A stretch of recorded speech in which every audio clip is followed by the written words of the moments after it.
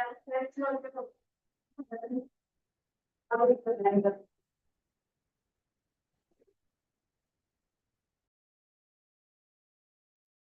evening, doctor.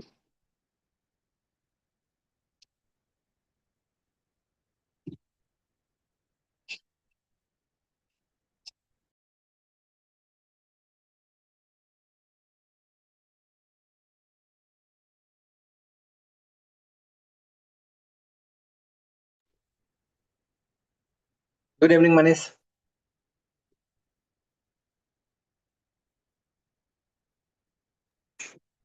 सौजन्य madam भी join कर लिया है सर। हाँ हाँ, सुजने मैम अल्लाह सिंह सर भी ज्वाइन करते हैं।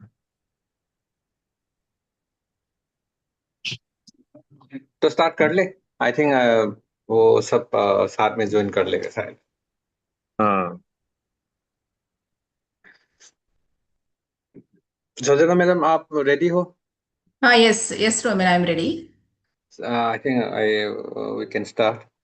Yeah. मैं एक मिनट मैडम। हाँ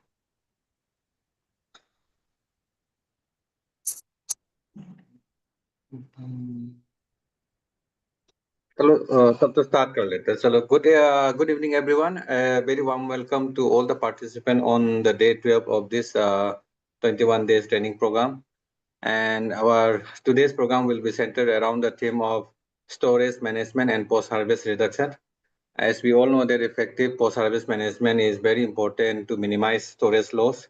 So we will be learning more about sustainable approaches to protecting store maize from insect pests. And it is my pleasure to introduce our first speaker, Dr. P. Lakshmi Sojania. She is a senior scientist and she is currently posted at Winter Nursery Center at Hyderabad. And Madam has an extensive expertise in host plant resistance, storage entomology, and integrated pest management. And her research mainly focus on the sustainable management of major insect pests, including fall armyworm and post-harvest storage insect. And today she will be delivering a lecture on sustainable management of insect pests of maize. And with this introduction, I warmly invite Sujanya Madam to deliver her expert lecture. Madam, the floor is yours.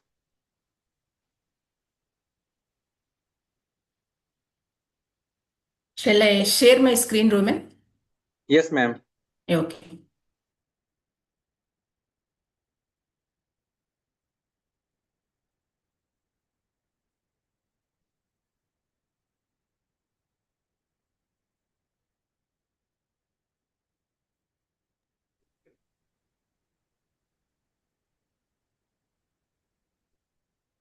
Are my slides visible? Share नहीं हुआ है madam. Okay.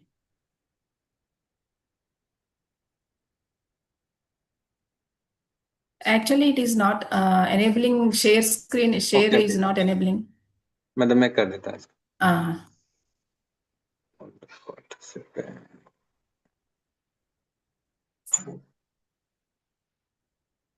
Madam एक बार देख लीजिए madam.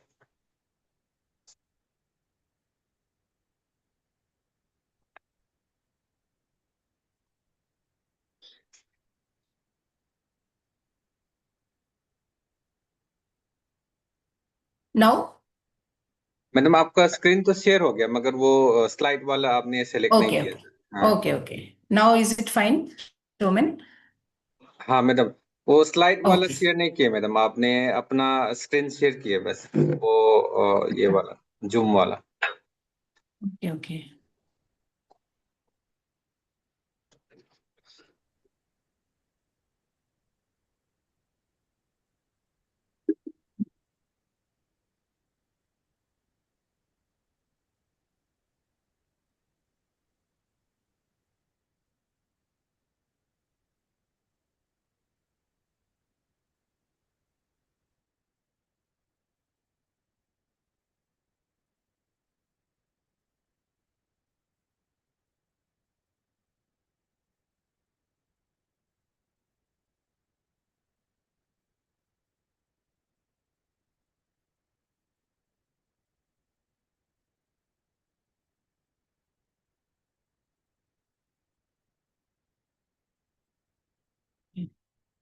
Roman, shall I send my PPT to your email ID because it is not, I'm not able to share in this.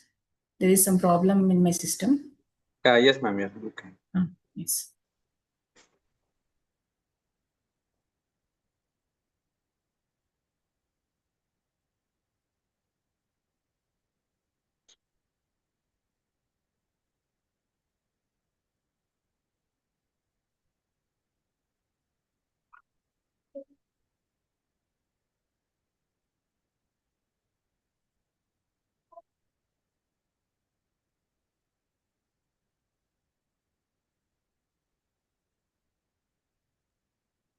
Madam अगर feasible हो तो आपका वीडियो ऑन कर दीजिए।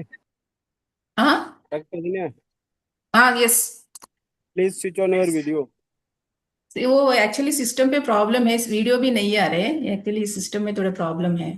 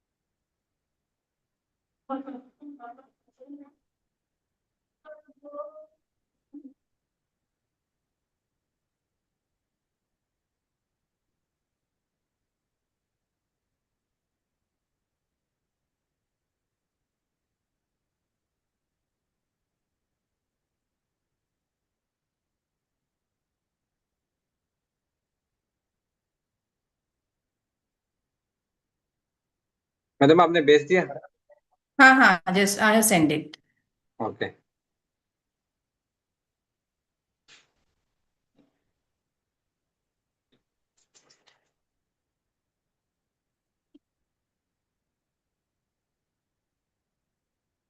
I have sent it, Roman. Will you please check it? एक minute.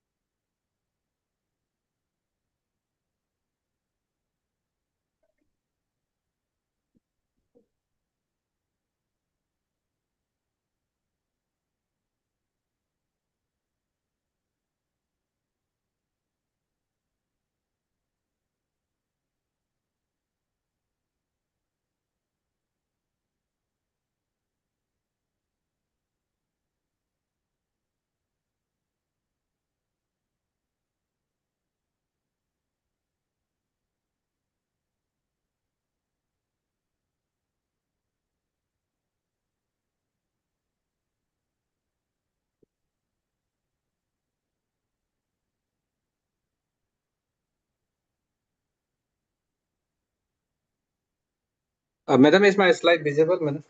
हाँ हाँ yes visible है। ओके। हाँ okay. Shall I start? Yes ma'am yes ma'am. Very good evening, dear participants. So today I will be delivering my seminar on sustainable management of insect pests of maize. So next, please. Next slide, please.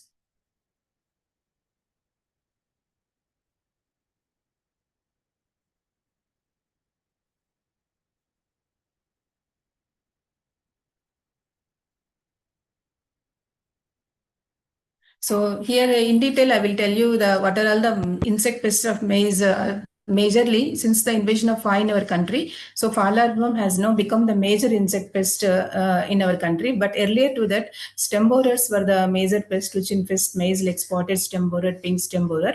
And then apart from these stem borers, the shoot fly incidence was observed in North Indian conditions. And apart from that, sucking pest incidence was also there in maize ecosystem. So aphids is a sucking pest which infests maize. And along with aphids, chopper beetle also was observed. And cob borer, tobacco caterpillars, these are all the minor pests. Cutworm also, region-specific insect pests, these are all. And apart from these field pests, storage pests also infest maize. So today I will be speaking about I will touch the field pests of maize and then important points. And then I will focus on storage pest, post-harvest losses and management of storage pest of maize. Next, please. So here, let us see the incidence and intensity of maize insect pests in India.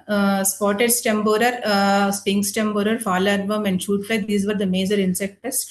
And the spotted stem borer is the Chylopatellus. And then so here the incidence of these stem borers may vary from 5 to 70%, 78%, depending upon the environmental conditions, temperature, relative humidity, and the fall armyworm also, depending upon the manageable and unmanageable, protected and unprotected conditions. The incidence may vary from 1.33 to 97.3%. And apart from, based on the incidence, the yield losses also depend upon the incidence of these insect pests. And finally, the shoot fly, the incidence varies from 2.9 to 28%, whereas the yield losses varies from 28 to 45%. Next, please. So here the spotted stem borer, this is the stem borer which infests maize majority during the Kharif maize. So the other pest which infest maize, which other alternate hosts are sorghum, rice, sugarcane, ragi, and various species of wild grasses. Next, please. So here the next slide, please. The symptoms here we can see clearly in these images. The early instar larvae feed upon the leaf surface, and then it feed on the rolled leaves and making the pinholes and leaf windowing. As a result, we can see the vigor of the last. In the third image, we can see the plant becomes crinkled, and this type of image symptoms we can see if the maize crop is infested with stem borer, and it gives rise to the tillers. The larvae, the mature larvae, feed upon the tender stems, and then it feeds into and bore into the inside the stem and feed away the entire meristematic tissues through the central leaf whorl. As a result, the plant gives rise to dead heart, and the whole plant, once the stem borer infestation occurs in the plant, the whole plant will die. And next, please.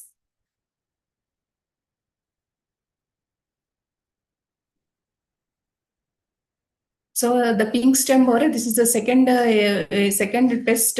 This is the alternate hosts are the sorghum, rice, wheat, bajra, ragi, and sugarcane. So here majority the pink stem borer infest maize during the Rabi season. So whenever the maize crop grows during the October-November Rabi crop, so here we can see the majority of the incidence we can observe in the Rabi maize crops. So here the other alternate hosts of the pink stem borer are the sorghum, rice, wheat, bajra, ragi, and sugarcane.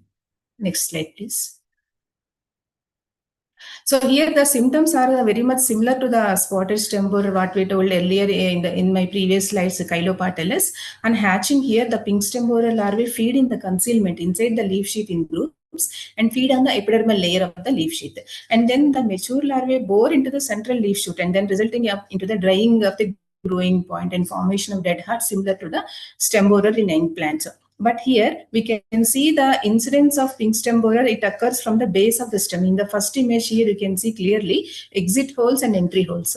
So here from the base of the plant, the pink stem borer larvae enter inside the stem portion, and then it lays its eggs on the leaf sheath, the leaf sheath, stalk of the leaf sheath. So here in the field conditions, we cannot able to identify the pink stem borer eggs. However, if we open the leaf sheath, and we can see that at the stalk of the leaf sheath, we can see the pink stem borer eggs. So here, after hatching the larvae, the neonate larvae feed inside the stem portion, and then it moves upwards. And then finally, it results into the dead heart formation in the young plants. And here you can see at the base of the stem, you can see the larvae forms the circular S-shaped tunnels inside the stem. And also you can see the exit holes at the surface. So here, whenever we go to the field, and then if you see this type of symptoms, here in the third image, you can clearly see the dead heart formation, which was obtained due to the pink stem borer attack in the maize plant. Next, please. So here we can see I'm touching the only important points because the previously our speakers are covered in detail, covered about the insect pest management. So here we can see the important points: collection and destruction of stubbles and deep summer ploughing, and we can release the 2 releases of the Trichogramma chilonis cards, intercropping of maize with cowpea, and removal and destruction of dead hearts, mechanical cultural practices, and then also the sowing of jowar in 3 to 4 rows as border crop for larval attraction. And here the chemical management can be taken as the last resort only then based on the economic threshold level of the maize crop. So here only we have to take up the chemical control measure only when the infestation crosses 10% of the plants. Otherwise, we have to see for collection and destruction of stubbles, because the pupae they were formed into the soil. So previous crop stubbles we have to destroy it, and because as a result the pupae also will be there into the soil. So the pupae also will be burnt, and then the deep summer ploughing also plays an important role. These are all the preventive measures. And then based on the local availability of the biocontrol unit, we can use the trichogramma cards. And then intercropping of maize with cowpea, removal and destruction of red hearts. These are all the important pest management practices before we can go for any chemical control for the management of insect pests. Next, please. So here, shoot fly, this is only the pest which occurs in the North Indian conditions: Etrigona saccata, Etrigona naqui, Etrigona orientalis. The other alternate hosts are sorghum, wheat, barley, and some other grasses. Here we can see, unlike stem borers, we can see here the maggots of all the stages, it damages the crop. But however, it infests the maize up to 21 days. Earlier stage of the maize, it has to be taken care of. So damage occurs from, the important point here is the damage occurs from 1 week to 4 weeks after the seedling emergence. So after hatching, the maggots attack the maize seedlings and feed on the tissues of the growing pot. So here, and then it can be similar to stem borers. The red hearts will be formed like what we can see here in the image, and then it can be pulled out easily, and it produces often offensive smell will come out whenever we go to the maize field and then we inspect. Here the dead heart means that the central shoot comes out very easily, and then some type of offensive smell also will observe. We can observe it. Next, please. Let us see the management strategies of the shoot fly. So here also, early sowing is the most important thing. Sowing must be completed by the first fortnight of the February, and then here the seed treatment is the most effective prophylactic measure for the management of shoot fly. The seed treatment with imidacloprid or thiomethacam 6 ml and thiomethacam 8 ml per kg seed, and then removal and destruction of dead hearts also prevents the further spread of the insect. Next. So here the fall armyworm, we all know that the incidence of fall armyworm has appeared into our country in the year 2018. Since then, it causes enormous economic damage in the maize. It was first reported from Karnataka. It is a highly polyphagous and yield limiting pest, because even though stem borers were since long time in maize, but the fall armyworm causes severe economic losses because it has a high fecundity, and it has the ability to multiply its generations round the year, because maize can be grown round the year. In our country, maize is grown round the year in Kharif, Rabi, and spring season. So this pest has taken advantage of growing the maize round the year. And then also it has a high fecundity ability, and even a single moth can lay around 1500 to 2000 eggs in its lifetime. And apart from this high multiplication capacity, and also it has the high migration ability, and also it has the high flying capacity. So it can fly around more kilometers even when a single night, and then it can cross the continent, because we all know that it has come from the African country. Next, please. So here, this is in detail the spread of how it has entered into our country. So earlier, it was first reported in Americas, and then in 2016, it went into Africa, and then later on, it spread to the whole sub-Saharan African continents. And then it moved beyond Africa, and then it was invaded in Asian countries, India, followed by Nepal, China, Bangladesh, Bhutan, even Asian Pacific countries, then Australia, and then up to Europe also. It has spread into our country. It is highly polyphagous, and it has a wide range of hosts, because in the literature, it was reported that more than 350 plant species, it has the capacity to infest more than 350 plant species. But however, even though it has the strong preference for maize because of the attractive plant volatiles in the maize ecosystem. As a result, the rapid dispersal of fire into the continents, it has poses a significant challenge to the food security and also energy security. Next, please. So here in the field conditions, we can see clearly, unlike stem borer, here clearly we can see the eggs of next, please.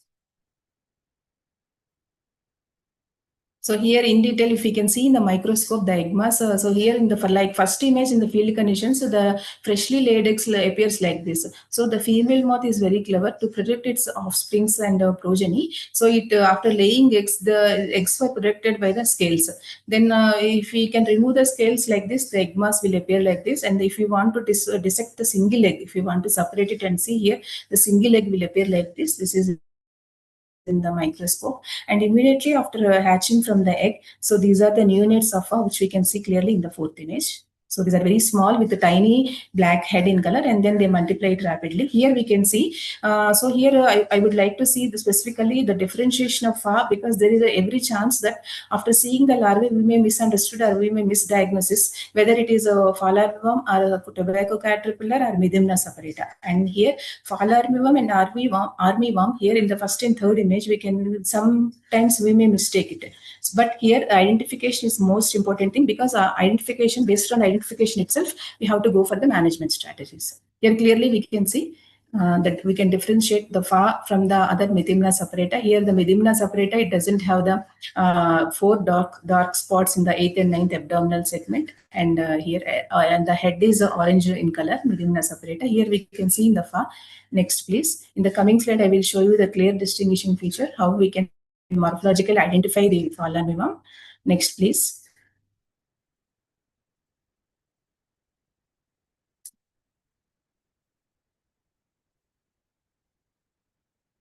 So here the fall armyworm larvae, it depending upon the feeding pattern, it changes its color patterns. So in winter season, due to cooler conditions, it may turn to slightish whitish black in color, and depending upon the type of vegetative stage, reproductive stage, the color pattern may change in the larval, because whenever it is feeding on vegetative stage, it looks like light greenish in color. Whenever it is feeding on the reproductive stage like cobs, silks, it may turn to whitish in color, light whitish brown in color. Here it has the ability to the larvae changes observes in different color patterns, and during winter seasons, due to winter cooling effect, it may turn sometime light blackish in color also. Next, please. And here you can see clearly the fall armyworm in its life cycle, it has completes 6 instars before changing into the pupae. Here you can see the gradual change. So the first, second, and third instars are little much lighter in weight and smaller in size. From fourth instar onwards, we can see the rapid growth in their larval stages, 4th, 5th, and 6th sizes. Here from 1st to 6th, it has an enormous increase in the size of the larva, because the mature larvae feed more when compared to the later early instar larvae. So here we can see clearly the size of the patterns and the instar differences also. So here from 1st to 6th instar, around 12 to 15 days, the larvae after hatching from the neonate stage, it comes to mature larvae, grown up size within 12 to 15 days, depending upon the feed availability and also the environmental climatic conditions. Next, please. So because India is a tropical country, and it supports favorable growth for its larval growth.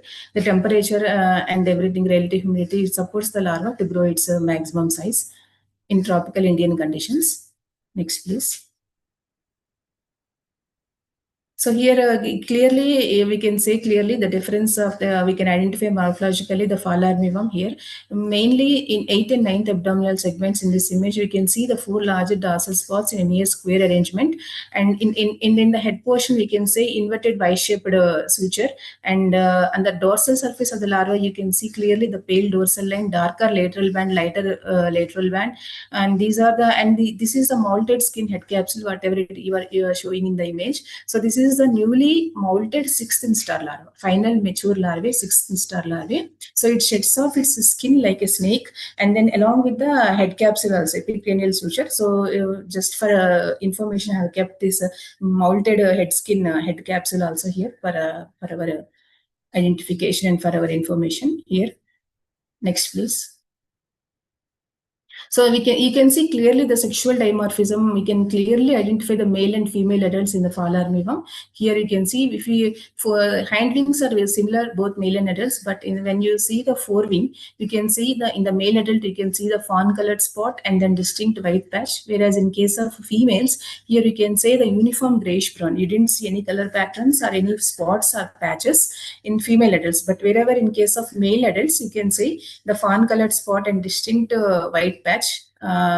So here, even in the practical field conditions, we will be able to see only the forewing of the adult, because here for our identification purpose, we have stretched the adult to see the difference between forewing and hindwing. But however, in practical field conditions, we will be able to see only the forewing. So it is better for us, and easily it can be identified. These are the damage symptoms of the early instar larvae. Here, the early instar larvae, first, second instar larvae scrape the leaf surface. Here you can see the skeletonized leaf portions. Next slide, please. So here in the next slide, you can see the signs of infestation by the mature larvae. So the mature larvae feed on the leaf portions, and then it forms a zigzag portion and tunnel-shaped portions. Next slide, please. So here you can see clearly the ragged holes and the long lesion length is more. These are the signs of infestation caused by the late instar larva. Here you can see. Next, please. So these are the symptoms occurred at the vegetative stage. So next slide, please.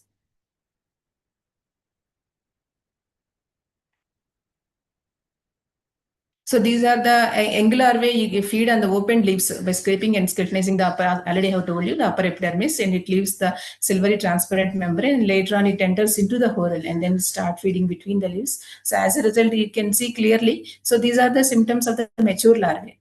Fourth, fifth instar larvae, sixth instar larvae. These cause feeding areas large. You can see the large feeding areas. So in field conditions, whenever we will be able to see these type of symptoms, we can estimate that in our field the larvae has become older, and then the mature larvae observed in the are occurred in the field. So based on the phenological symptoms, we can estimate that our field is infested by the field is infested with a mature larvae of pha. Next, please. So this is previously we have seen the images showing the vegetative stage, and now this is the tassel damage. Here clearly you can see. So this pha infests all stages of maize growth, including vegetative and reproductive stages. So here you can see clearly the tassel damage, cob damage. Next, please.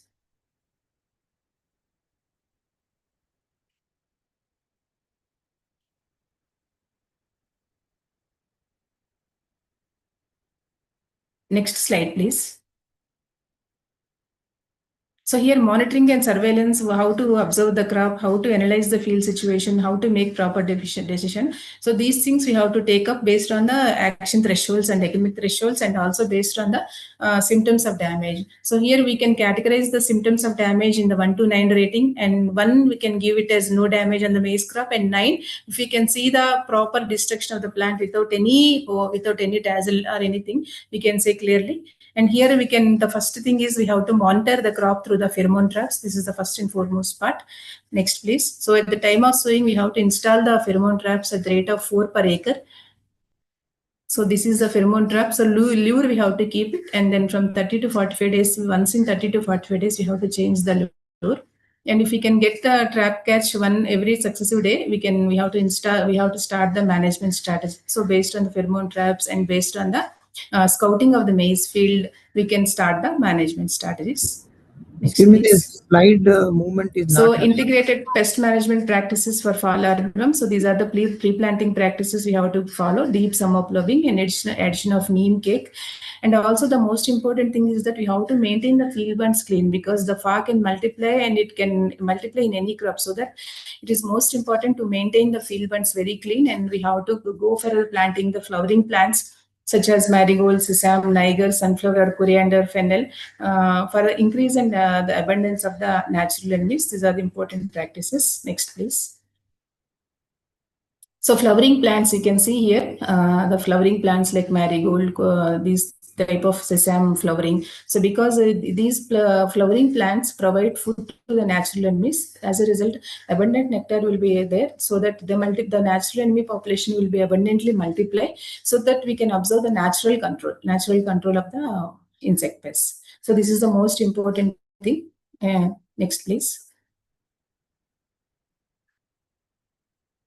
So this is the same slide. Next, please.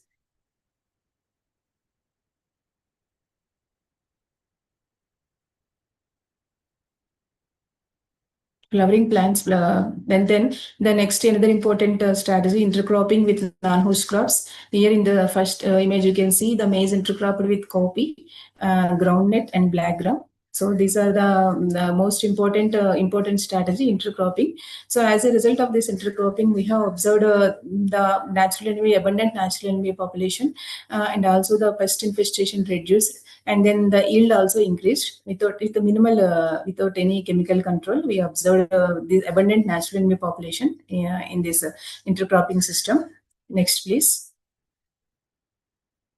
In trap cropping, because this is the trap crop Napier grass we have planted here at Winter Nursery for the management of so flowering plants, trap cropping. So all these things we have followed. So here it works wonder. Practically the trap crop Napier grass, because if the female lay eggs in the Napier grass, so suppose if the 100 eggs were laid in the Napier grass, suppose for estimate, so here only the few eggs were hatched, and then even though only the few eggs were hatched, and then after hatching, the neonate larvae and first instar, second instar larvae died on the Napier grass. So this Napier grass works very effectively. Farmers can follow it. The practice of Napier grass as a trap cropping in the maize ecosystem. Next, please. And mechanical control. This is the collection and destruction of egg masses, and also the application of sand, soil slurry into the whorl of the plant in 80:2 or a 9:1 ratio. It works effectively, the mechanical control. Next, please. Bird perches, here 10 per acre from sowing and maintaining till harvest, because as the fall larvae, because in the management of it works effectively, because as the larvae resides into the whorl of the plant, the bird has the capacity to see, and then it eats the larvae which was hide into the whorl of the plant. So next, please. So erection of bird perches at the rate of 10 per acre helps in the management of pests. And also the natural enemies. Here you can see these are the natural enemies found in the maize ecosystem. You can see here the spiders, coccinellids, these are the things, dragonfly and Chrysoperla carnea. So if we were able to maintain the crop maize ecosystem eco-friendly and environment friendly, we can see the abundant natural enemy population. If we follow these cultural practices, mechanical and sustainable management practices, we can see the abundant natural enemy population in maize ecosystem. These are the naturally occurring predators here: Andrelus spinodens, earwig, coccinellids, Eucantha furcellata. So here earwigs we were found very commonly in the maize ecosystem. If we minimize the spray of chemical insecticides, these coccinellids especially, and then bugs also, these things we can observe in the natural maize ecosystem, these natural enemies. So conservation of these natural enemies is the most important in the long-term aspect also. Next, please. So these are the natural enemies of parasitoids: Stellinomus, Remus, Cotetia, Trichogramma, taconid flies, Coccidium transcaspicum, and Chilonas. So here Chilonas majorly we observe here in the natural ecosystem, taconid flies also. And Coccidium transcaspicum also first reported in maize ecosystem here from IIMR. Next, please. So these are the natural occurring entomopathogens: NPV, fungi, Metarhizium, Menisoplia, Bavaria, Bassiana, bacteria, Bt, Numeria release. So here you can see the entomopathogen infected larvae naturally in the maize ecosystem. Next, please. So this is the integrated module we have evaluated in the farmer field conditions.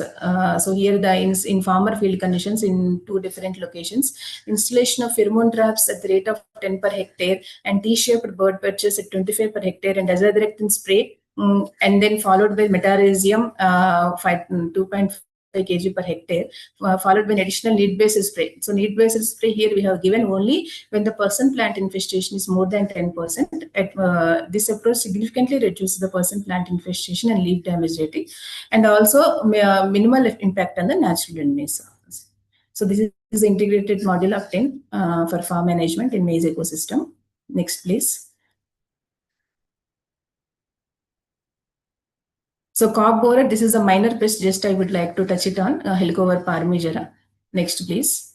So cotton, sorghum, soybean, groundnut, tobacco, these are the other alternate hosts, but it doesn't cause any much economic damage in maize, but it is a minor pest in maize. Next, please. So here, these are the symptoms. It feed on silk portion, silking stage, silk and cob portion. So it may tunnel into the air sometimes, especially if the ear tip is open and are covered loosely. So here, for any insect pest, if the husk cover is very tight, the maize can be protected very well. So here, with husk, so I told you the husk with well covering the ear tip, it protects the any insect pest, not only Elco or Parmigiana, fall armyworm also. So the husk cover should be very tight and it should extend up to the ear tip. This is the most important criteria. Then hand picking and destruction of larvae before it enters. The another pest is the tobacco caterpillar, Spodoptera lichura. This is also a minor pest. Just I would like to brush it on for you. Next, please. These are the symptoms. Here you can see the larvae of Spodoptera tobacco caterpillar, Spodoptera lichura. Here also the initial larvae feed on the scrape portions and then it causes the entire young plant may be consumed sometimes, but however it doesn't cause much economic damage in maize. Earlier larvae, initial larvae will give the scraping portion of the leaf. It gives the thin papery appearance. Next, please.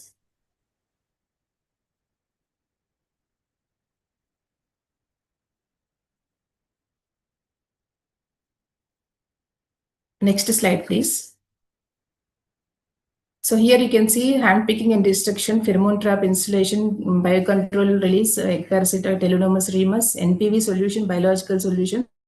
So always we have to prefer the biological solutions, cultural measures, preventive measures. First preventive measures we have to follow, then cultural measures, then biocontrol measures, then biological, botanical measures, then biological measures.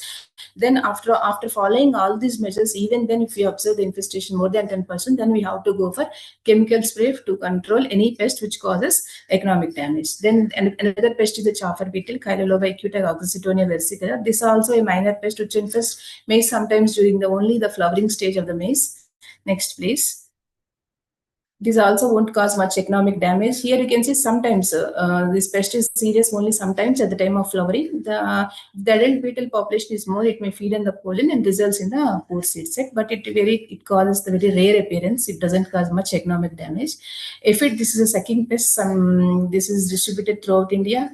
Sucking pest. It infests the tassel portion, silk leaf portion, stems. It infests all the, especially the tassel portion is infested in majority of the cases. Next, please. Prophalocyphum maedis, the scientific name, which infests maize. Next slide, please. So here you can see the symptoms. If it's suck the sap, as it is a sucking pest, it sucks the sap from the whole leaves. As a result, it may turn into the yellowing, tanning, and drying up of the leaves. So under heavy infestation, only in rare conditions, the tassel might become sterile. But if we take the measures, it can be controlled very easily.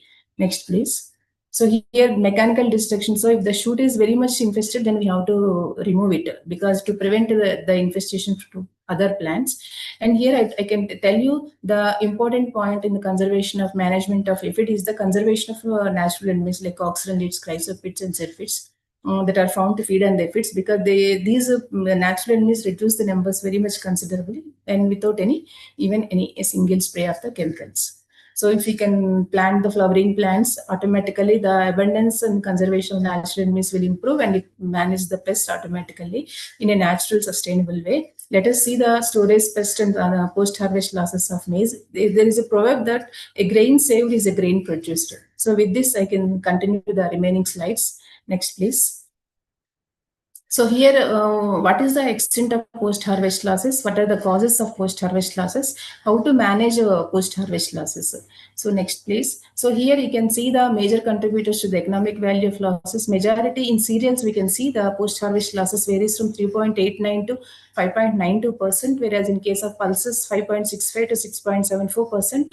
In case of fruits and vegetables, 4.87 to 15.05%. So comparatively, we are much fortunate in compared to the fruits and vegetables and pulses. Here in cereals, comparatively it is less, 3.89 to 5.92%. But in case of maize, total loss in farm operations is 3.9%, whereas loss during storage is 0.75%. Next, please. Here, we can see the maize harvest and post-harvest losses. Here in the farm operations, we can see majority of the losses occurred in farm operations, like harvesting, collection, threshing, winnowing, drying, packaging, transport. So these type of, while doing these operations, we can observe the majority of the post-harvest losses, that is 3.90%, whereas in farm operations, it is 0.75%. Here you can see among the operation-wise harvesting losses, here you can see the harvesting losses, it is 1.42%. So while during harvest, much care to be taken to prevent the storage losses. So right time of harvest is most important to prevent these losses at this stage. Collection, threshing, and because while threshing also we have to use safe equipment, clean and safe equipment, and winnowing, drying, packaging, and transport. And apart from these losses in the operation-wise harvesting losses, you can see the storage channels-wise also here. At this stage also, we can see the post-harvest losses in the farm, in go down, wholesaler. At these different steps, we can see the losses may happen. Farm, go down, wholesalers, retailers, processing unit also. Here you can see the post-harvest losses which have occurred in maize at different stages. Next, please. And here you can see the pre-harvest stage, the causes of grain losses. If you can see at the pre-harvest is delayed planting and harvesting. So correct time of planting and correct time of harvesting, both are very much important. So if the late harvest is there, then the storage pests multiply from the field itself. Then it will complete. Then it will start attacking the maize grain portion. So, and then during harvesting also poor supervision during de-husking, poor transportation to the stores. So poor drying before storing. So drying is the most important thing we have to take care.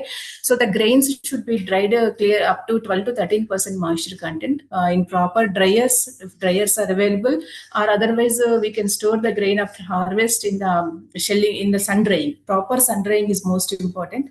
And now during storage in stores also, the pest, weevils, rodents, birds also may appear. So during shelling also, poor shelling also leads to the breakage of grains. And drying and storage. So temperatures too high during drying, and during storage, pests and fungi also infest maize. Insufficient drying before storage, and also the moisture, wherever we are storing our grain after harvest, the storage structures also play an important role. And then after storing, the storing of the produce storage in bags, storage bags also play an important role to minimize the post-harvest losses. And then during the spillage during transportation also plays a role. So these are the major causes of the grain losses and during the different stages.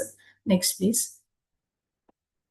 So these are the categories of post-harvest losses. Here we can see the quantitative loss.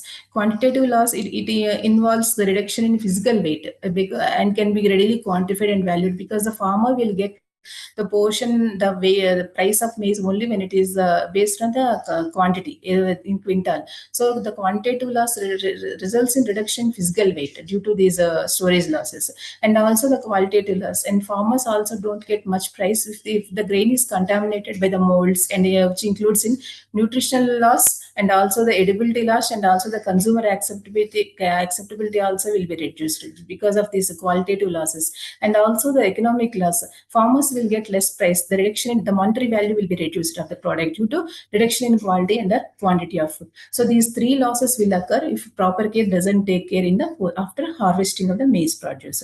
So quantitative, qualitative, and economic losses will be observed. So apart from these, biotic and abiotic factors play an important role in causing the post-harvest losses. Insect pests, rodents, and fungi. And apart among the abiotic factors, temperature and relative humidity plays a major role. So here maize is more susceptible to the aflatoxin contamination compared to the other cereals. So here the proper drying of the grain after harvest, and also maintaining the proper moisture content and storing in proper temperature and relative humidity conditions can reduce the aflatoxin content in maize. Here we can see the sources of infestation here, field infestation. So as I already told you, that maize during the harvesting stage itself, from the field itself, the attack of storage pest starts in the maize, like Cytophilus varae, Cytotragus cerulea, infest the crop at maturity stage itself in the field itself. Then they come to the storage of, apart from along with the harvested produce and multiply during the storage and pre-storage periods. And godowns itself also the sources of infestation. So the godowns must be kept neat and clean, hiding in they must be hiding in the cracks and crevices, electrical fittings. These are the major sources of infestation in the godowns. From the godowns also they may infest, and old gunny bags and containers are also the sources of infestation. So here, if we store our harvested produce in the old gunny bags, which were already infested with the previous crop produce, here you can see, and then the vehicles also. So after harvesting, in what vehicles we are transporting. So here vehicles are also play an important role for a multiplication of post-harvest losses, and also the others also, courtyards, disinfected grain cleaning machines, crates, laboratory equipment, everything we have to take care to prevent the post-harvest losses, right from harvesting to the selling the produce. So there are different channels and different sources, different ways to prevent the post-harvest losses. Next, please. So here the factors influencing the post-harvest infestation of maize is, I told you, the poor storage infrastructure. So the whatever we are storing, the infrastructure must be proper, and it must be a scientific way to reduce the losses, post-harvest losses. Temperature plays a predominant role, and relative humidity also plays an important role. Grain moisture content, condition of the storage place, oxygen availability, and infestation before harvest. Here the condition of storage space must be proper, so the temperature must be very much minimal, so it should not be more, and then 0 to 5 degrees is the most appropriate temperature, so that the storage space won't multiply itself. And then the oxygen availability also play an important role. So after harvesting, whenever we are storing our maize produce in gunny bags, it must be kept tightly held. So here, so that the oxygen availability inside the gunny bag should be less. As a result, the pest will multiply very slowly, so that much population will not multiply due to the less oxygen availability. So oxygen availability also plays an important role, and also the infestation before harvest. I told you that the maize, even at the maturity stage itself, the multiplication of storage pest infestation starts itself. So as a result, we have the infestation before harvest also we have to take care. These are the different storage pests of maize. Here, Cytophilus varae, commonly we can call it as rice weevil, Cytotragus cerulea, grain moth. Apart from this, these are the two major storage pests in maize which cause economic losses. Apart from this, Tribolium, Castaneum, Corsera, Cephalonica, Rhizoperta, Dominica are the other minor pests. These we can call them as secondary pests. Why we can call them these are secondary pests? Because they have the capacity to infest maize only after infested with this rice weevil and Cytotragus cerulea, because they have the capacity to broken maize, powdered maize only they will be able to infest the maize. That's why we call them as secondary pests. So, but however, the healthy maize grain can be infested with the Cytophilus varae and Cytotragus cerulea. Next, please. So these pests infest maize during storage. Here you can see clearly the damage symptoms of the rice weevil egg plugs are observed. Here, if you can see the white color portion in the grain portion, you can say that this is the patch caused by the female weevil. As a result, it lay eggs inside the grain, and then after laying egg, in order to protect its progeny, so it causes white line. So we can assume that after seeing the white line, we can assume that inside there is a rice weevil adult. So here the important thing and the interesting point is that the rice weevil multiply its life cycle, all the stages inside the grain itself.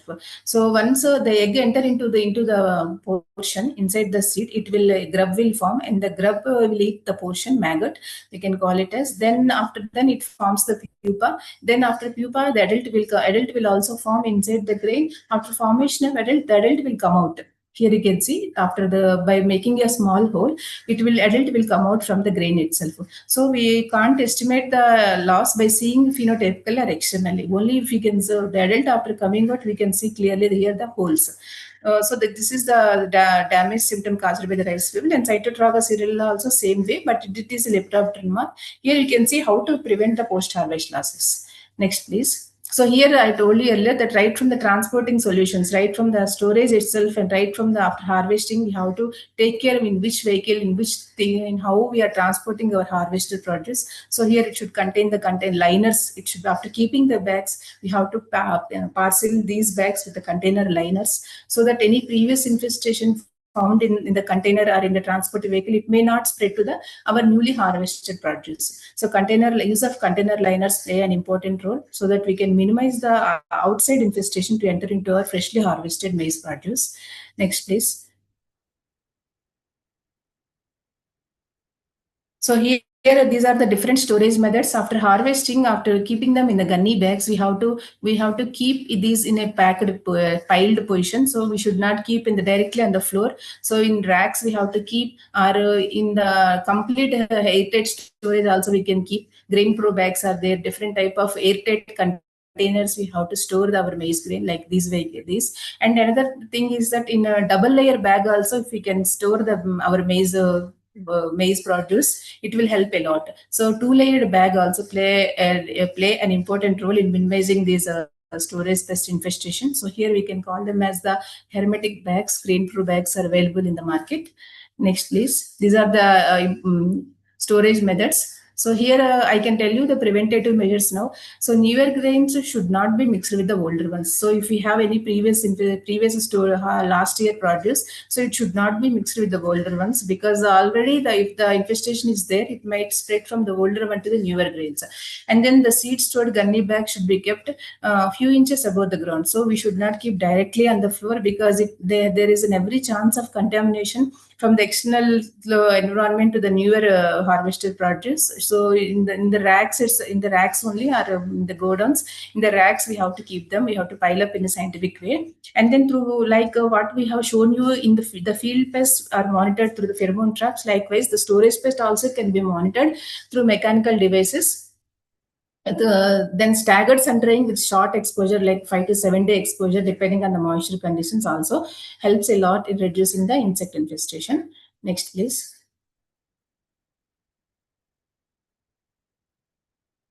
Here I told you, these are the monitoring trap devices for the storage pest. This is the insect probe traps, pitfall traps. Here, these type of traps will insert into the gunny bag. If we keep insert for some time, these are holes are there. So the insect will enter through the holes into the inside, into the white cap, and then these insects will be trapped into the cap itself. So if we want to see our harvested produce, in the stored gunny bag, whether the bag is infested with weevil or not, we can monitor it by inserting this type of probe traps. Next, please. So here, by modified atmospheric storage, insects can be controlled by decreasing oxygen. I told you that we can call them as hermetic storage or modified atmospheric storage. So by storing the harvested produce in a double layer gunny bag, so that we can, here the scientific way is, we are decreasing the oxygen content, so that the pest can multiply very slowly. By increasing the CO2 or nitrogen gas also, we may done. And then the more botanical way of controlling is the use of plant products such as Edthoda, Neem, Vitex, Nigundo, Kedaranthus. 2% weight by weight also affects in a very repellent way. They act in a repellent way. And farmers also, these plants are naturally available in the field conditions. The neem leaf or Edthoda leaf, Vitex leaf, Nirgundi, we can call them as Vitex Nirgundi. So these leaves can be kept inside the grain or also outside the bags. If we can keep these neem leaves, so these leaves emit a pungent odor, so it acts as a repellent way. So from outside contamination won't occur to the newly harvested produce. And then double layer bags is almost advisable. Storing of maize, hermetic control, I told you, it is a complete airtightness. So these type of bags are available in the local market. And here we can say the 5% neem seed kernel extract or Manathi and 50 EC at 15 ml per 4.5 liters of water. We can spray on gunny bags, thin film on bags as a preventative measure before storing of the produce. So before storing of the freshly harvested produce in a gunny bag, we have to use either new gunny bag, or else if we want to use the previously used gunny bags, then we can ready the gunny bags with spraying with any botanical or Malathian chemical and then we have to shade dry it. After shade drying, then after drying the bag, we can store itself inside the gunny bag. And also while we are storing in the godowns itself, in the godowns walls, cracks also, we can spray. If we can spray this type of any botanical 5% NSKE, it will help a lot. So that already if there is any previous infestation, it will die off. Next, please.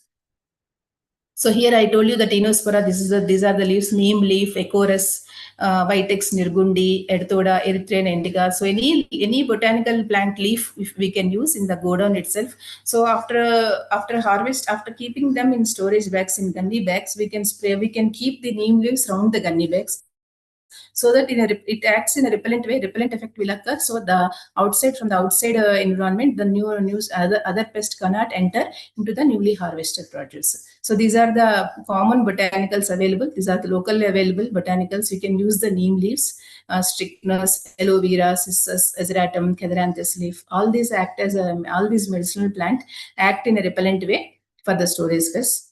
Next, please.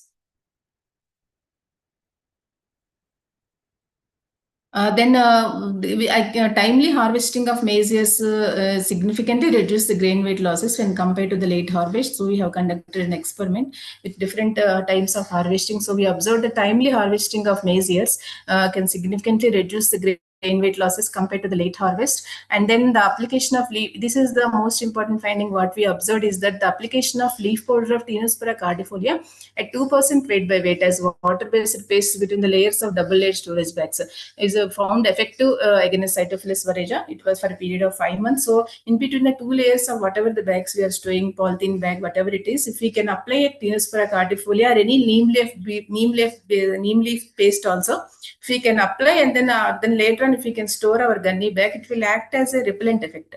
So the pest won't multiply. It works in two ways. One thing is that it won't multiply rapidly, whatever if the infestation is already present in the grain. And the second thing is that this repellent effect won't prevent the entry of new weevil into the storage bag. And then I can say that maize dryers and maize silos are the innovative post-harvest management practices, because these maize dryers are the scientific way of drying the maize grain. So uniform drying, we can obtain our grain harvested produce. Uniform drying is obtained in the maize dryers.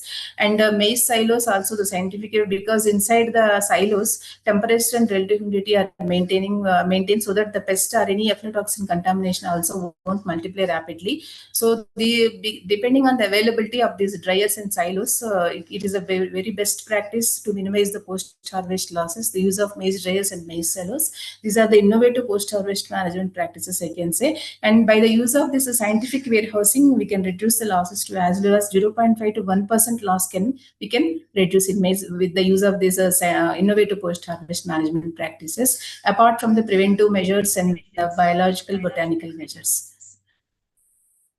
Thank you. With this, I end my presentation.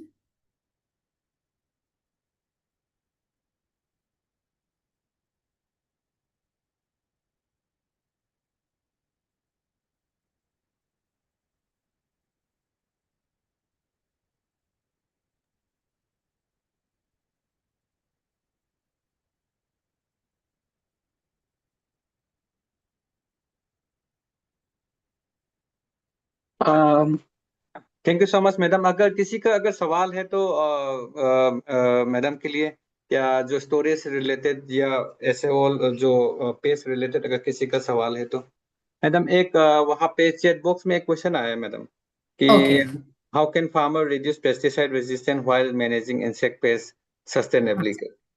Okay, so I can tell you that use of preventative measures to manage any pest, whether it is field pest or storage pest.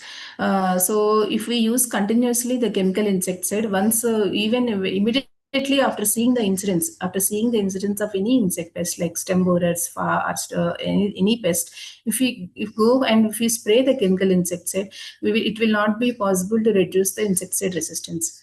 So that is a major thing. So that's why we from IAMR is emphasizing the practicing sustainable pest control measures.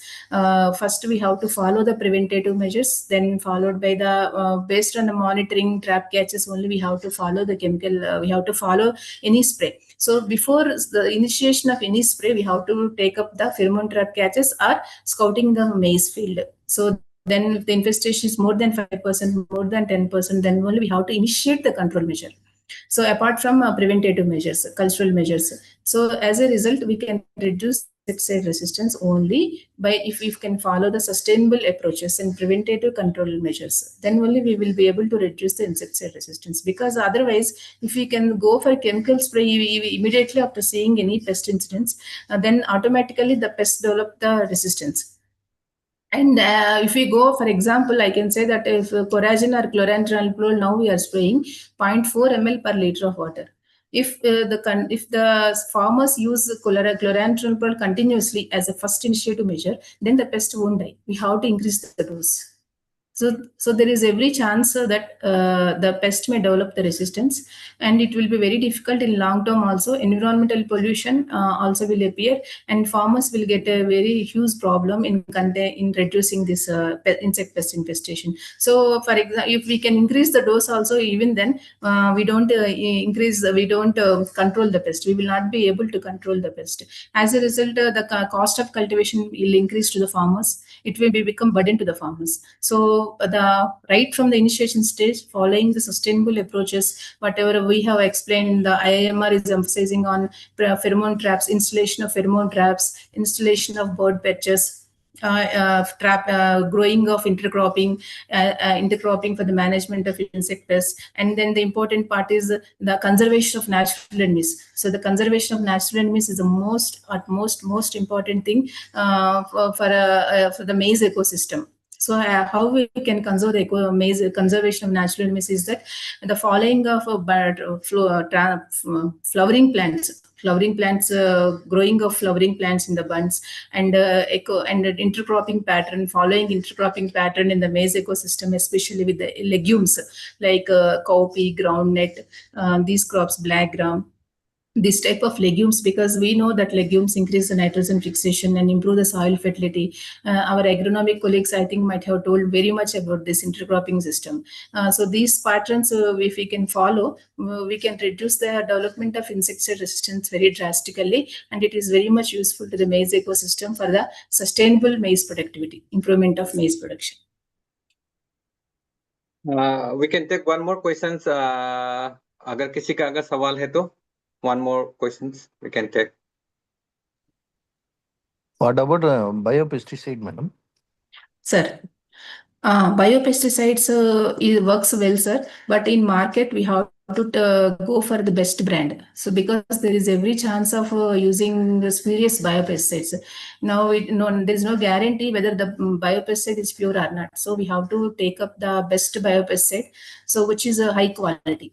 So that actually in that, so if we can take up the good biopesticide, whether it is Bavaria bassiana, metarhizium, and acycliae, or neem is the best, very best biopesticide, botanical biopesticide neem. So it works very wonders, sir. So 5% neem seed kernel extract also, if we are able to prepare 5% NSKE, it is the most utmost thing. And then otherwise, if you are not able to, because we have to prepare it, 5% NSKE, we have to collect the neem kernels, and those things we have to do. Otherwise, this is the best thing. If you are able to do it practically, that's the best thing. Otherwise, we can go for a good botanical formulations. Neem formulation, 1500 ppm, 5 ml per liter of water works wonders, sir.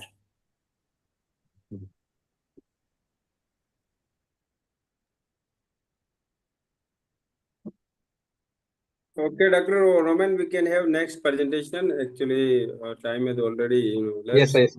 By the time we get some more questions in the chat, madam is all available for some time. You'll see it and respond in chat. Thank you, madam. Thank you so much. Thank you, Shankar. Thank you. Yeah, and now we request Dr. Ala Singh ji. Ala Singh is the senior scientist in plant biotechnology at Indian Institute of Maize Research, and he is a very innovative researcher. Has got a good patentable things for managing the insect pest, especially the aflatoxin contamination in maize. I request Tala Singh, please switch on your video. Already switch on and make your presentation. Now floor is yours for next 30 minutes. Thank So you, try Dr. to finish in 20-25 Sure. minutes, then we can Sure, have. sir.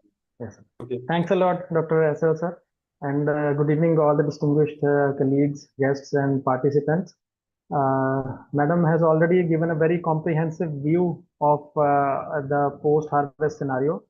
Dr. Roman, can you please allow me to share the slide? Yeah. Good.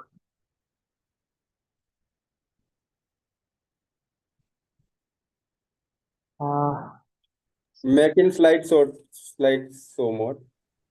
Yes, sir. Yeah, it's perfect. Go ahead, please. Sure. Thank you. So since Madam has already discussed and elaborated a lot on grain safety aspects, I will not touch those aspects which Madam has done since the time is also less, but a few aspects that were not present in Madam's presentation because she talked mostly on the biological aspects of grain safety. As Madam already said that the total losses in maize due to poor post-harvest deterioration, they have been estimated to be somewhere around 3 to 5%. 4.65 is the latest value that I got. And with scientific methods, we can reduce this to 0.5 to 1%, hopefully. So various methods have been proposed. We'll go to them once we see what type of losses are there and what are the best ways to prevent them. Before I discuss about these losses, just a word on what sort of grading is being followed in different parts of the world. For example, USDA follows 5 types of corn grades. So the parameters that they use for grading their corn surprisingly does not contain moisture into account. So their ideology is that moisture can vary between different grades, but that may not lead to immediate deterioration in quality. So they test for minimum test weight per bushel, and then what amount of heat damaged grain is there, what is the total damaged grain, what is the broken corn and farm material, which they refer to as BCFM. So this is how they grade it. And usually for export quality, they give a grade which is US number 2. Probably US number 1 is, they say, for the food purpose. And then they have these monographs which inform that what sort of grain damage can occur and how we have to identify them. If we look at other areas, for example, China is a major grain producing nation in maize. They follow a grading system which is primarily based on test weight. So they use this test weight or hectoliter weight as a proxy of the grain quality. And then they have 5 grades on this basis. In India, there is a flexibility that the seller and the buyer can arrive on their own condition of their own requirement and understanding of what these quality norms can be. So moisture percentage is a very important criteria in India, 14%. Then damaged or discolored kernels, any sort of admixture. These things are also noted. And on a case-to-case basis, these sort of agreements take place, and then the right quality of maize is delivered to the person who is requiring this. And now coming to what sort of physical damage can happen in maize grains, then we'll briefly look at the chemical damage. And in the biological damage, we will be looking at basically aflatoxin part, because Madam has already detailed a lot on the storage, pest, and the insect related damage. So, for example, if you look at the grades of heat damage, these are some of the grades: level 1, 2, 3, 4, 5, where the discoloration can range from slight tan, which is very little damage, to light brown, then converting to brown, dark brown, and sometimes black in color as well. So this needs to be checked. We need to check what sort of heat damage is present and what is the source of that heat coming. Improper storage can be one of that reason why heat is coming inside our grain lots and why this sort of damage is happening. Yeah. And then another physical damage that can happen to corn grains is the formation of stress cracks. We have talked about drying. Madam has talked about drying in her presentation, but it needs to be taken into account that the rate of drying, the dynamics of drying can influence how the corn grain responds to that, how different varieties, how different hybrids respond to that. Now, if there is uneven drying, rapid drying on the outside and slow drying, because grain basically is a poor conductor of heat. So this can lead to crack formation, and this is especially important for wet milling industry, because if there are more cracks, then there will be starch losses at their end. So this has to be taken into account. And we already discussed that heat damage can occur, and this stress crack formation can happen if there is high drying temperature. If the processing plant wanted to dry a lot of grain in a very short time, and the grain was not designed for that sort of drying capability, then stress cracks can form and heat damage can occur as well. Even in the silos, there can be different types of temperature gradients which can expose some of the grains to these damages. So these have to be checked. And then there is another important characteristic in physical damage, that is known as fine material. So fine material, sometimes it is the broken kernels. So they get less and less weight, and this result in a fine material. And whenever this is put inside a silo, a particular spout line exists. So all the fine material gets concentrated in the middle. So this is a sort of scenario that can happen, that large and heavy kernels they drift to the sides, and then the very fine material which contains broken grains, they come in the center, and this results in a characteristic spout line in the silos. And then how different silos can minimize this, and what sort of characteristics develop in them. So this is an important characteristic of silo management that has to be seen. Poor aeration in silo is an important characteristic. So even when the grain has been saved in a silo, moisture accumulation can occur in certain areas, hot spots can result in other areas, shade effects are also observed, and we observe them in while storage in gunny bags as well. Fourth important trait in physical characteristics is the BCFM, broken corn and foreign material. So it's like crop particles, dust, husk, stones, weed seeds, they are very important determinants of how much aflatoxin ultimately a grain develops. So this is a very important parameter that needs to be determined for a particular grain lot. And then we have equipment to do that. One of a very simple equipment is Carter Dockage tester, which basically separates them into different layers and quantifies that how much impurities are present in the grain. Apart from this physical damage, that we can have heat damage, we can have stress cracks formation, then this broken corn and foreign material, or the fines material of the corn kernel itself. There are different avenues whereby maize grains can develop chemical damage as well.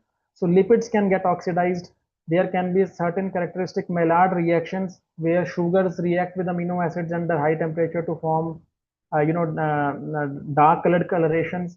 Protein denaturation can occur, especially important for starch industry and ethanol industry now, that some sort of pre-gelatinization of starch can happen, dextrinization of starch can happen, and these can result in losses. Then for food industry, it is important to save the grain so as to prevent vitamin and pigment degradation, starch retrogradation, and then oxidative stresses. And in certain cases, oil deterioration into free fatty acid formation can also happen. So we'll discuss on how to save these types of damages in maize grain. But then we have various biological avenues. Many of them ma'am has already touched. I will be speaking on majorly the fungus, aspergillus portion of it. But then bacteria, Bacillus cerevisiae and Pseudomonas can also damage these grains. Yeast can damage Candida, Pichia, Saccharomyces. Germination can happen, and definitely storage pests, mites, and insects are an important determinant to this biological damage of the maize grain. So just want to highlight that one study was done by US Grain Council, where they were exporting a lot of grains to Malaysia. So they found that when the grain was transported in well-insulated containers, well-insulated shipping containers, damage did not happen. And when these were finally exported and when they were stored to in the facilities of Malaysia, it was found that some sort of measurements, some sort of actions were required to save them for a long time. For example, removal of this broken corn and foreign material was a very important step that the silo had to take, because if BCFM remained in the grain, definitely aflatoxin contamination was going to be there.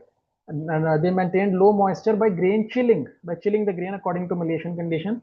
They did regular monitoring, and when they saved the grain at 14% moisture, they added some amount of mold inhibitors, which are basically organic acids like propionic acid, acetic acids, and mixtures of these, so as to keep them safe for a longer duration. So these steps were taken, and then they found that this sort of grain was saved for a longer duration. Now coming to mycotoxins, there are a number of mycotoxins which we have, but all of them are not present. For example, if we look at the global distribution of mycotoxins, in India, if we see, aflatoxins are highly prevalent. Among these mycotoxins, where we see that 82% of these are actually infected.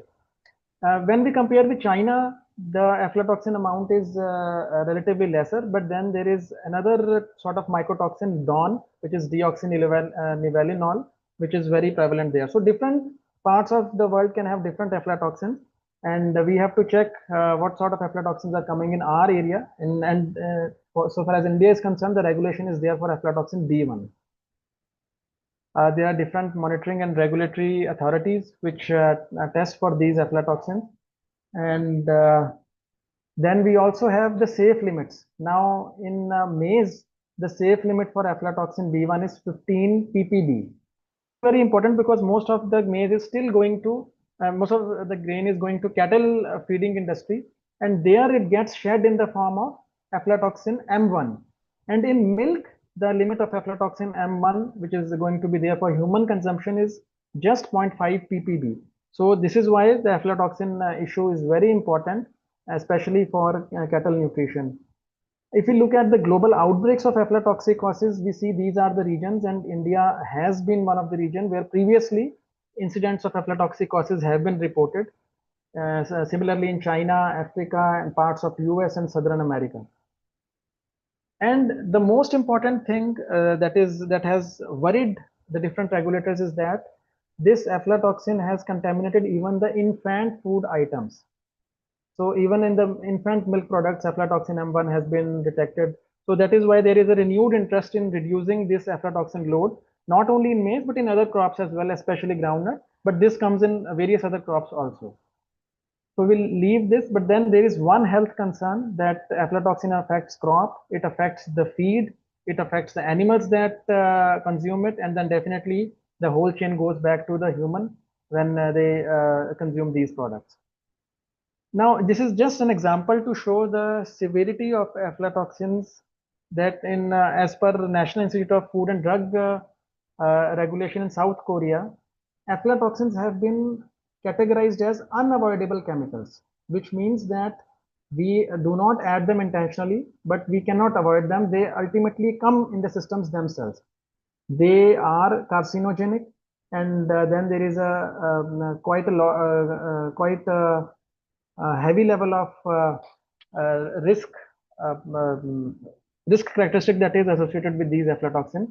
So they are categorized as highly risky chemicals that must be avoided in the food system. Coming to how they appear, they are present in soil, they are present in environment, and various factors can lead to a heavy environmental load of these aflatoxins. So this is one study which was published in Nature by Battilani et al., where they found that with the climate change in Europe, earlier we see at present, for example, only some parts of southern Europe, they have these incidents of aflatoxin contamination, very less, I mean, if you see. But with 2-degree rise, this is going to go upwards to the north, and more areas will become aflatoxin infected in the near future to come. And with 5 degrees Celsius, even the areas which never saw aflatoxin in history, they will be also coming under the grip of this this disease.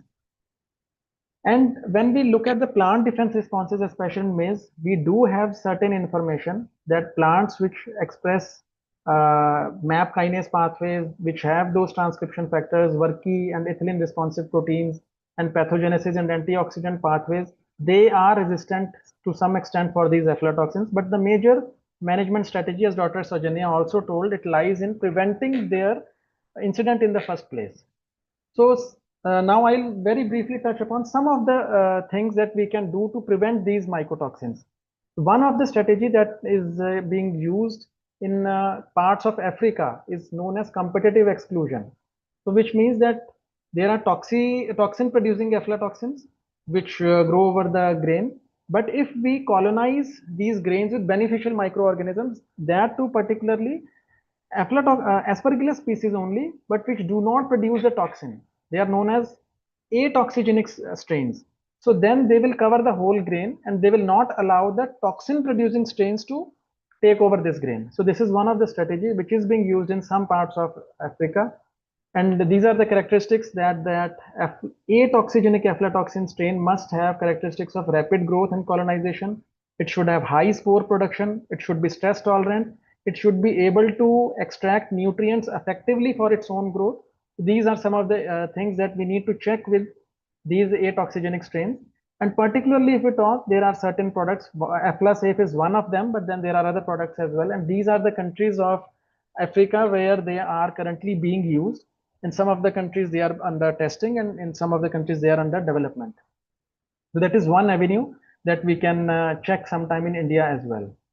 And I'm sure that projects are going on to this aspect as well. So how this technology works is that you have this biocontrol product, which is Aspergillus flavus only, but it is atoxigenic.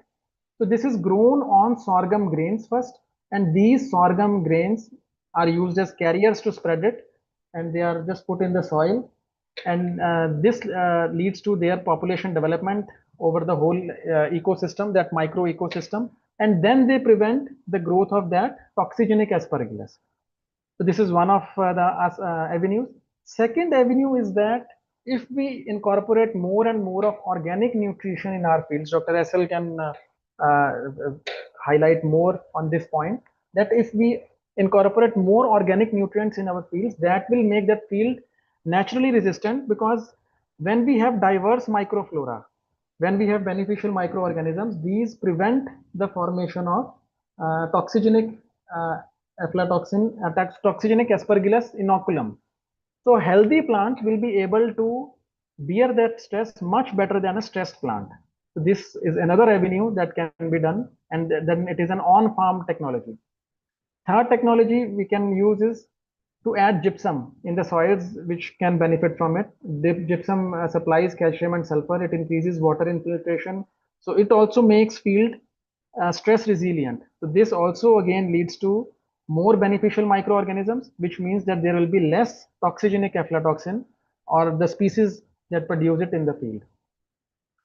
Now, we need to understand that aflatoxin infection also occurs in response to insect infestation. For example, this is one study done by Ni et al. In 2021, where they compared 3 insects, corn earworm, then maize weevil, and stink bug. So they found that the aflatoxin infection correlated very closely with stink bug and maize weevil because they pierce the kernels. They enter the kernels, they release their nutrients, they open up the pericarp, and this makes it very conducive environment for the spores of aspergillus to come and colonize there. But when we look at panel A, which is corn earworm, which only infects the silk, it does not correlate with aflatoxin. So kernel piercing insects, they correlate highly with aflatoxin incident. Then there are management strategies that we should not be drying on the wet surfaces. At village level, for example, these strategies are there. We do have grain and crop dryers, but their scale is always going to be an issue. Small scale dryers are sometimes not that economical, and large scale dryers may not be feasible for the farmers to transport the wet grain to that facility. So these are some of the logistic and socio-economic things that need to be considered.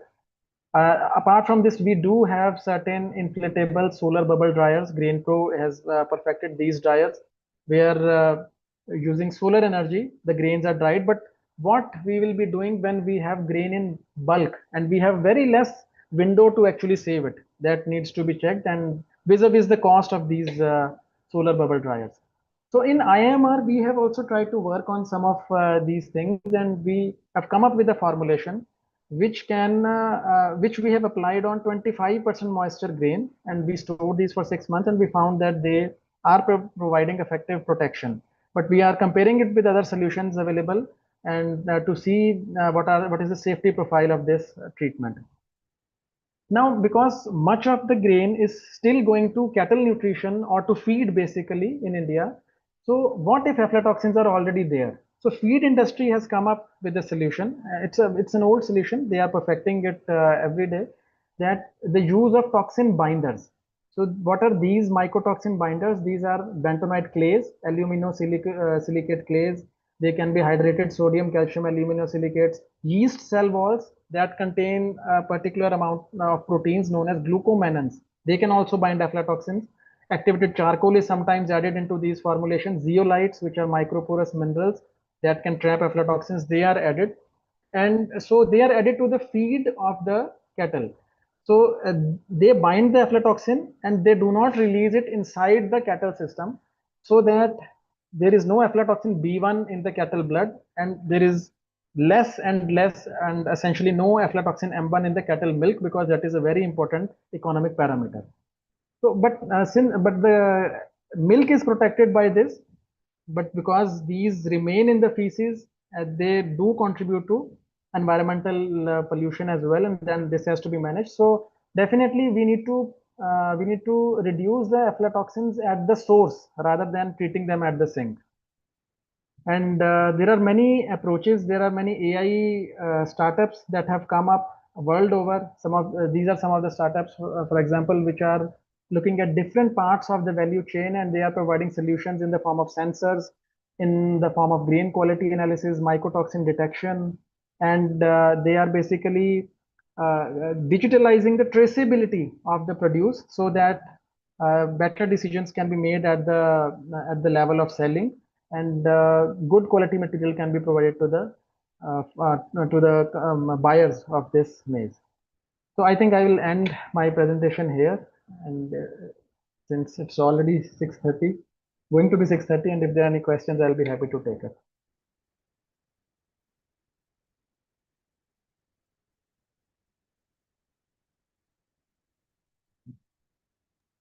Excellent presentation, Dr. Alasingji. Thank you. Thank you, sir. Yeah, already there are quite a few comments. Very good comments you got. Any question any one of you have?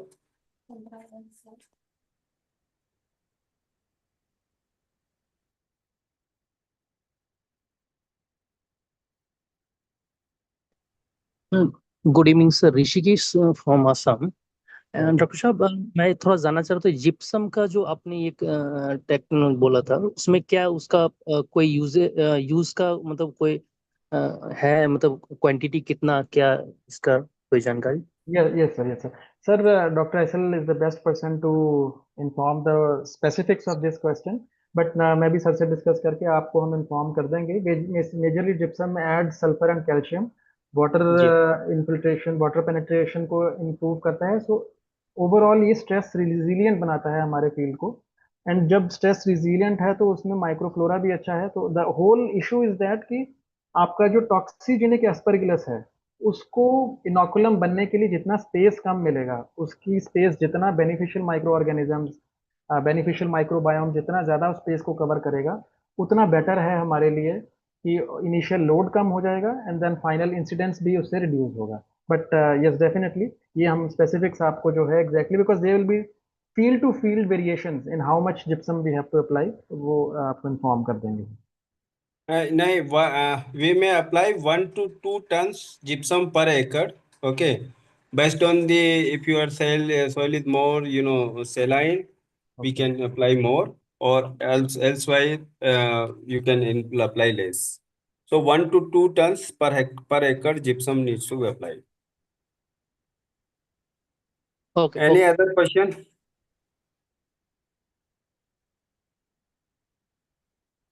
Okay, if we have no more questions, we thank you, Dr. Alasingji, and all dear participants for your active participation and for making this successful. So we'll be looking forward to meet you tomorrow. Thank you. We may, close this meeting now.